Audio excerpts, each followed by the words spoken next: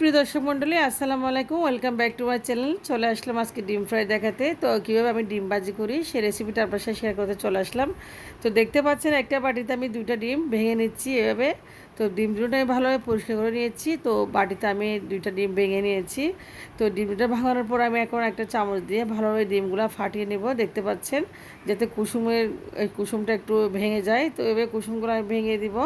তো এভাবে ডিম ফ্রাই করে আমরা সকালে রুটি পরোটা খাই। আপনার সাথে শেয়ার করতে চলে আসলাম। তো ভিডিওটা ভালো লাগলে একটা লাইক করবেন আর চ্যানেলটি সাবস্ক্রাইব করে পাশে থাকবেন। তো দেখতে পাচ্ছেন ডিমটা ফাটানো হয়েছে। এরপর যে আমি কাঁচামরিচ আর পেঁয়াজ কেটে নিয়েছি এক পাশে দেখতে পাচ্ছেন। তো এরপরে দিয়েছি আমি ডিমের মধ্যে 2 টেবিল চামচ বেসন। তো আজকে বেসন দিয়ে ডিমটা আমি ফ্রাই করবো। দেখতে পাচ্ছেন বেসন 2 চামচ দিয়েছি এবং বেসনগুলো দলা পেকে না যায় আমি ভালোভাবে চামচ দিয়ে একটু ফেটিয়ে নিচ্ছি বেসনগুলো, যাতে কোথাও কোনো লাম্পস না থাকে। তো চামচ দিয়ে দেখতে পাচ্ছেন কীভাবে বেসনগুলো ডিমের সাথে একটু মিক্স করে নিচ্ছি এ পর্যায়ে।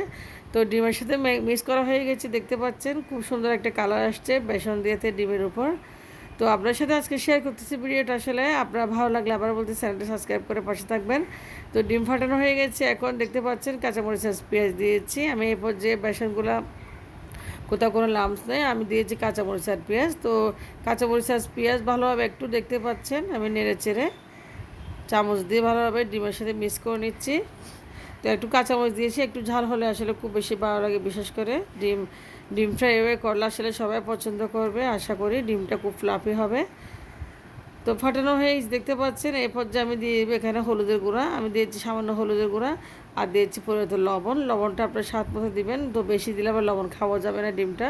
তো ডিমে একটু পরিমাণ মতো লবণ দিলে ভালো। তো এরপর যে লবণ আর হলুদ ভালোভাবে আমি মিক্স করেছি ডিমের সাথে।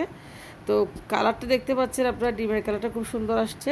এখন আমি চলে আছি চুলায় একটা তাওয়া বসিয়েছি, একদম অনেক পুরানো তাওয়া, লোহার তাওয়া। আমার খুব পছন্দের তাওয়াটা, আসলে আমি এই তাওয়াতে ডিম ফ্রাই করি।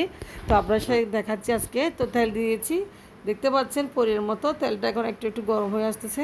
তো তেলটা যখন গরম হয়ে আসছে আমি চুলা আঁচটা কমিয়ে ডিমটা দেখতে পাচ্ছেন তাওয়ার উপর দিয়েছি।